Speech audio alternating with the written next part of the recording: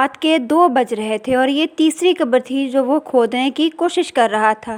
صبح 10 بجے تدفین ہونی تھی تو اس نے سوچا فجر کے بعد تھوڑی دیر کے لیے سو جائے گا، اگر ابھی سے قبر تیار کر دے گا تاکہ سیمنٹ وغیرہ سوکھ جائے۔ مگر پہلی قبر میں بہت بڑا پتھر نکل آیا۔ دوسری قبر کھودی تو وہاں گندا پانی تھا، حالانکہ اس کے آس پاس کوئی گٹر لائن بھی نہیں جا رہی تھی۔ یہ تیسری قبر کھودتے ہوئے اس کے پیر جلنے لگے۔ زمین بہت گرم ہو رہی تھی، ایسا لگ رہا تھا جیسے وہ کسی تندور پر کھڑا ہے، مگر اب اس میں ہمت نہیں تھی کہ کوئی چوتھی جگہ ڈھونڈے، لہٰذا اس نے جلدی جلدی اپنا کام نمٹا کے وہ باہر نکل آیا۔ اپنے 20 سالہ بیٹے کو آواز دے کے اپنے پیروں پہ پانی ڈلوایا۔ ایسا لگ رہا تھا جیسے چھالے نکل آئیں گے۔ استغفر اللہ استغفر اللہ۔ گورکن نے آسمان کی طرف دیکھا۔ کیا ہوا بابا، کیا دیکھ رہے ہو؟ بس بیٹا کیا بتاؤں، اللہ نہ کرے جو میں دیکھتا ہوں تجھے بھی کبھی دیکھنا پڑے۔ ویسے بھی اب مجھ سے یہ کام نہیں ہوتا اور آج تو بہت تھک گیا ہوں، اللہ بہتر جانتا ہے، مگر لگتا ہے کوئی بہت ہی گنہگار آنے والا ہے، جبھی تو یہ قبر ابھی سے گرم ہے۔ استغفر اللہ، اللہ ہمیں معاف کرے۔ ارے بابا تم ایسے ہی وہم کر رہے ہو، کچھ نہیں ہوتا۔ گل خان نے اس وقت اپنے بیٹے کی بات کی تردید نہ کی۔ اس کی ایک عمر گزری تھی، قبرستان میں سے قبر کھودتے ہوئے اتنا تو اندازہ ہو ہی جاتا تھا کہ آنے والا کیا لے کے آ رہا ہے۔ ہو سکتا ہے اس کے وہمات ہوں یا اس کے اپنے اندازے ہوں، مگر اب قبرستان میں عمر گزارنے والوں کو بہت کچھ اندازہ ہو جاتا ہے، مگر پھر بھی لوگ کہتے ہیں کہ گورکن نفسیاتی ہوتے ہیں۔ اس کا بیٹا ابھی گورنمنٹ اسکول سے پڑھ کے فارغ ہوا تھا، پڑھائی میں دل نہیں لگتا تھا، مگر زبردستی اسے میٹرک اس نے کروایا تھا۔ وہ نہیں چاہتا تھا کہ اس کے بیٹے کی زندگی بھی اسی قبرستان میں بھٹکتے ہوئے گزرے۔ 10 سال ہوئے اس کی بیوی کو فوت ہوئے، وہ بھی یہیں اس کی کٹیا کے پیچھے دفن تھی۔ خود اس نے اپنا بھی بندوبست کر رکھا تھا، اس لیے چاہتا تھا کہ مرنے سے پہلے اس کے بیٹے کو کہیں چھوٹی موٹی ملازمت ہی مل جائے۔ وہ سونے کے لیے کٹیا میں آ کے لیٹا۔ پیچھے سے رشیدہ کے رونے کی آوازیں آنے لگیں۔ لے پھر شروع ہو گئی ہے، اب نہیں سونے دے گی مجھے۔ رشیدہ تو نے اپنی زندگی میں مجھے چین نہیں لینے دیا، اب مر کے بھی چپ نہیں ہوتی، ابھی سونے دے، بہت کام ہے صبح۔ گل خان، اس کے دادا، پھر باپ، اب وہ خود اس قبرستان میں گورکن تھے۔ کتنے آئے اور مٹی میں دفن ہو گئے۔ اس کے دادا، باپ، اس کی بیوی بھی اسی قبرستان میں مدفون ہیں، مگر اب وہ تھک سا گیا ہے، اسے اب اس کام سے گھبراہٹ ہونے لگی ہے، اس لیے وہ سلیم کے پیچھے پڑا ہوا ہے کہ وہ کچھ پڑھ لے، مگر سلیم پتہ نہیں کن چکروں میں رہتا ہے۔ صبح ہوتے ہی سلیم میت کے آنے کی تیاریوں میں لگ گیا۔ اس نے اپنے باپ سے اتنا ضرور پوچھا کہ کس کی میت ہے، عورت کی یا آدمی کی؟ گل خان سر جھٹک کے بولا، میں نہیں پوچھتا، پوچھ کے کیا کرنا ہے میں نے۔ ہر تدفین کے بعد سلیم قبر کے ارد گرد منڈلاتا رہتا، اپنے باپ کو گھر بھیج دیتا اور کہتا رات کو میں دیکھ لیا کروں گا۔ کبھی کبھی اس کے دوست بھی آتے تھے، پتہ نہیں یہ لوگ رات بھر قبرستان میں کیوں پھرتے رہتے ہیں۔ گل خان سیدھا سادہ آدمی تھا، اب تو بوڑھا بھی ہو گیا تھا، بس اس نے اپنی بیوی کے برابر میں اپنے لیے جگہ بنا لی تھی۔ اسے اچھی طرح پتا تھا جس دن وہاں جا کر لیٹے گا نا، اس دن سے رشیدہ کا رات کا رونا بند ہو جائے گا۔ محبت بھی تو بہت کرتی تھی، اب اس سے کے بغیر دل بھی نہیں لگتا ہوگا نا، اسی لیے روتی ہے راتوں کو، مگر کچھ دنوں سے اس کے رونے میں شدت آ گئی ہے۔ وہ گل خان کو آوازیں بھی لگاتی ہے اور کبھی لگتا ہے سلیم کو ڈانٹ رہی ہے۔ آ جاؤں گا نیک وقت، جلدی آ جاؤں گا، تو پریشان کیوں ہوتی ہے؟ لوگ ٹھیک ہی کہتے ہیں، گورکن واقعی نفسیاتی ہو جاتے ہیں۔ اگلی صبح ایک اور ہنگامہ گل خان کا منتظر تھا۔ کل جس عورت کی تدفین ہوئی تھی، اس کے لواحقین جب صبح آئے تو انہیں ایسا لگا قبر پر دوبارہ تازی مٹی ڈالی گئی ہے۔ انہوں نے شور مچا دیا، پولیس کو بلا لیا۔ پولیس والوں نے کہا اگر آپ لوگوں کو شک ہے تو آپ لوگ قبر دوبارہ کھلوا کے چیک کریں کہ آپ کا مردہ اندر موجود ہے بھی کہ نہیں، مگر کسی بھی اپنے کے لیے بہت ہی مشکل کام ہوتا ہے جن لوگوں کو مٹی کے حوالے کر دیا جاتا ہے، انہیں دوبارہ اس طرح بے حرمت کرنا ناممکن ہوتا ہے۔ پورا دن لگا کے انہوں نے قبر پکی کروائی، اندھیرا ہونے تک وہیں بیٹھے رہے۔ گل خان کو الگ سے پیسے بھی دیے کہ قبر کا خیال رکھے، اکثر لوگ ایسا کرتے ہیں۔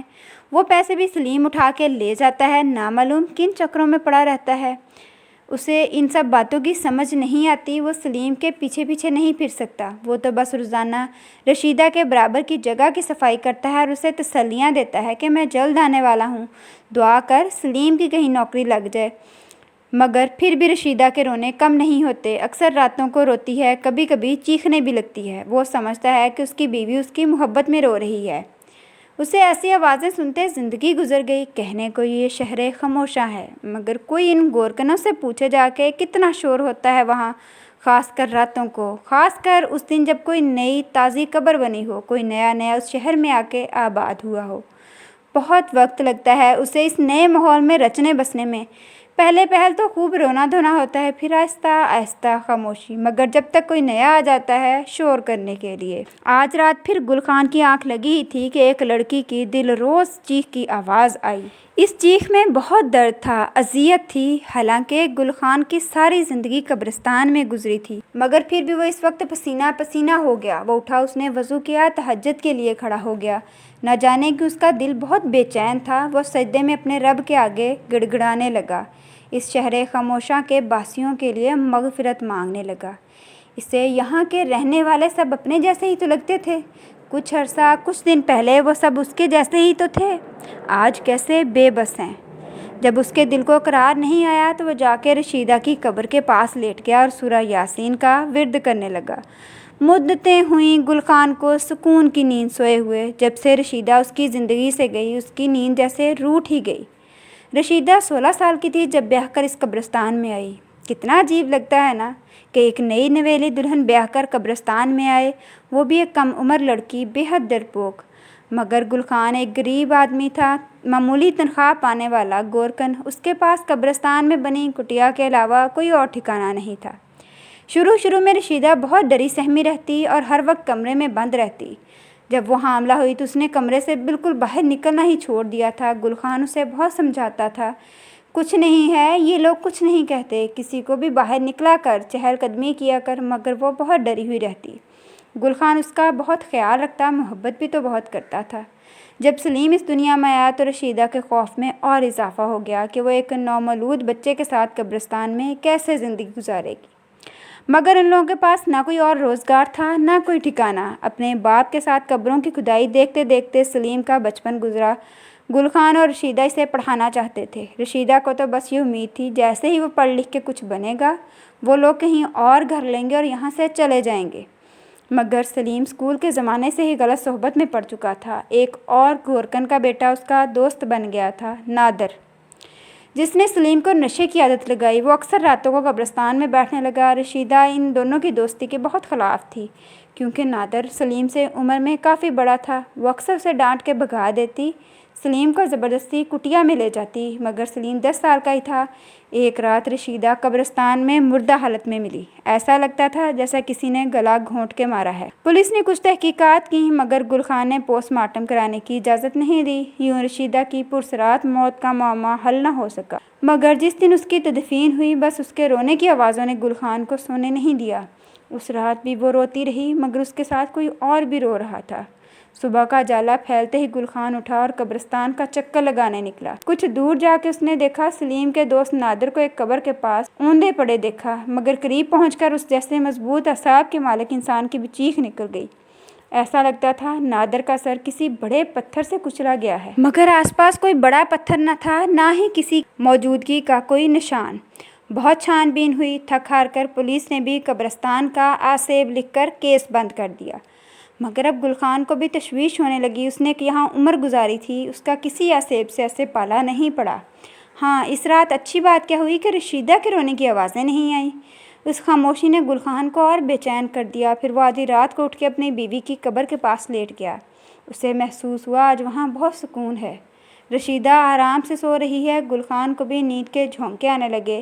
تب اسے کچھ سرگوشیاں سنائی دیں، جیسے رشیدہ کچھ کہہ رہی ہے۔ بے جھلے، اب کیوں سونے آتا ہے یہاں؟ اس رات کیوں نہیں آیا جب مجھے دفنایا تھا؟ جب کیوں نہیں پہرا دیا یہاں جب تو کٹیا میں چھپا بیٹھا تھا؟ کیا کبھی تو نے مجھے اکیلا چھوڑا جو اس رات مجھے اکیلا چھوڑ دیا؟ تجھے پتا تو تھا میں رات کیا دن میں بھی ڈرتی تھی، میں رات کو باہر کیوں سوچا تو نے؟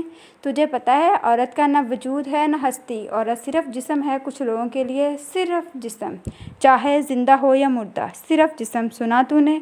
اور یہ بہت زور سے کہا۔ نیند میں ڈوبتا گل خان ہڑبڑا کے اٹھ بیٹھا۔